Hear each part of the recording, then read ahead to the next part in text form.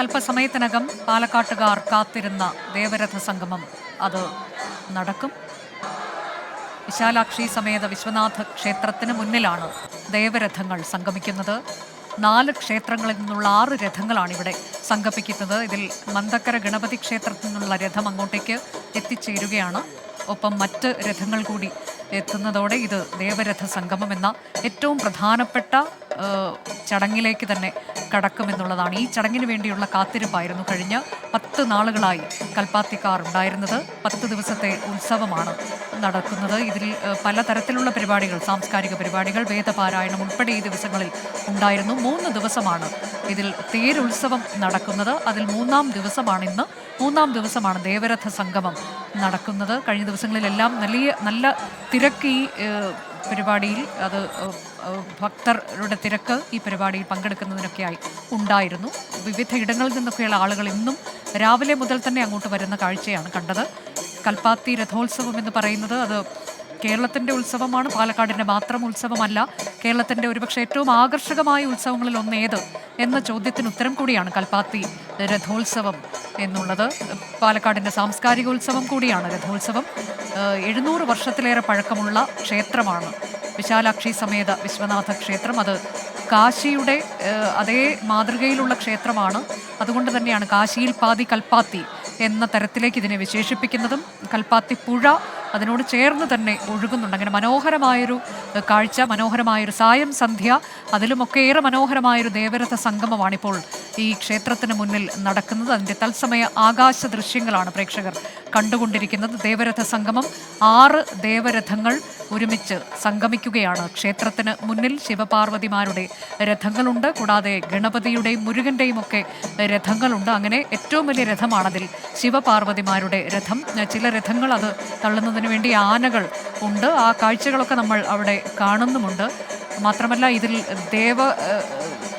ദേവതകൾ ഈ രഥങ്ങളിലേറി ഭക്തരെ ആശീർവദിക്കാൻ, ഭക്തരെ അനുഗ്രഹിക്കാൻ ആ വീതിയിലൂടെ വരുന്നു എന്നുള്ളതാണ് വിശ്വാസം.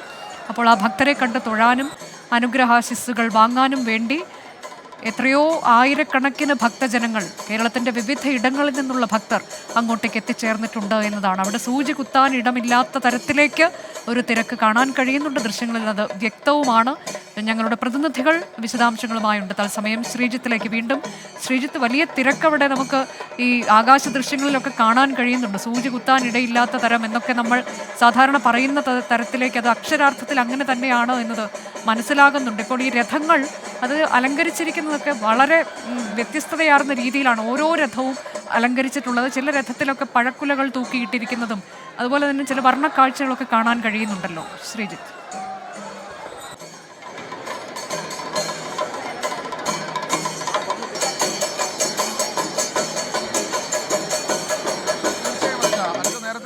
പോലെ ഇപ്പോൾ ആകാശ ദൃശ്യങ്ങൾ, അത് വിവിധ തരത്തിലുള്ള ഡ്രോണുകൾ ആകാശത്തുകൂടി പാറി നടക്കുകയാണ്. മുൻപ് ഇങ്ങനൊരു ദൃശ്യം കുറച്ചൊരു 10-15 കൊല്ലം മുൻപ് ഇങ്ങനൊരു ദൃശ്യം നമുക്ക് ലഭിക്കില്ലായിരുന്നു. അത് വലിയ ബുദ്ധിമുട്ടായിരുന്നു.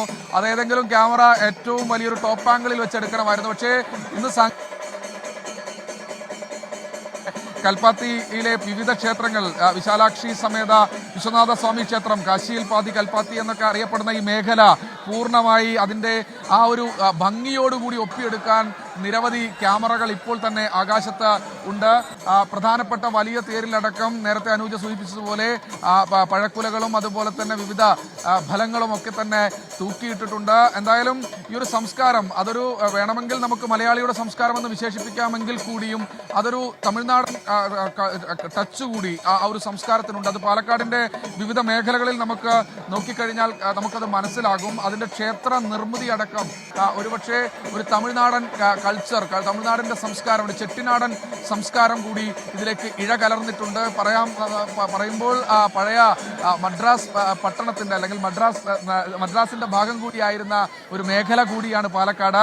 സ്വാഭാവികമായി ചെട്ടിനാടിൻ്റെ ഒരു ക്ഷേത്ര പാരമ്പര്യത്തിന് അങ്ങനെ ഒരു സംസ്കാരം കൂടി നമുക്ക് വേണമെങ്കിൽ വിശേഷിപ്പിക്കാം. അത് അത്തരത്തിലുള്ള ഒരു ക്ഷേത്ര പാരമ്പര്യമാണ്. ഇവിടെ നിന്ന് മാറി പറളി കഴിഞ്ഞ് അത് ഒറ്റപ്പാലം അല്ലെങ്കിൽ പട്ടാമ്പി മേഖലയിലേക്ക് എത്തുമ്പോൾ അത് ആ ക്ഷേത്ര നിർമ്മിതിയുടെ തന്നെ മറ്റു കാഴ്ചകളും നമുക്ക് കാണാനാകും. പക്ഷേ ഇവിടെ കൽപ്പാത്തിയിലേക്ക് എത്തി നിൽക്കുന്ന സമയത്ത് അതിൽ ഒരു കൃത്യമായ രീതിയിൽ ഒരു തമിഴ് ടച്ച് അല്ലെങ്കിൽ തമിഴ്നാടൻ കൾച്ചർ കൂടിയുണ്ട്. പക്ഷേ അത് മലയാളിയോട് ഇടകലർന്ന സംസ്കാരം തന്നെയാണ്, മലയാളത്തിൻ്റെ കൂടി ഭാഗം കൂടി തന്നെയാണ്.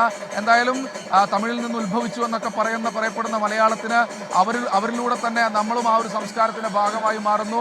അത് ആർപ്പു വിളികളോടുകൂടി ഇപ്പോൾ അങ്ങനെ ഒരു സാംസ്കാരികോത്സവം കൂടിയാണ് കൽപ്പാത്തി ദേവരഥ സംഗമം. അല്പസമയത്തിനകം 6 രഥങ്ങൾ, 4 ക്ഷേത്രത്തിൽ നിന്നുള്ള 6 രഥങ്ങൾ വിശാലാക്ഷി സമേത വിശ്വനാഥ ക്ഷേത്രത്തിന് മുന്നിൽ സംഗമിക്കും. അതോടെ ദേവരഥ സംഗമം പൂർണ്ണമാകും.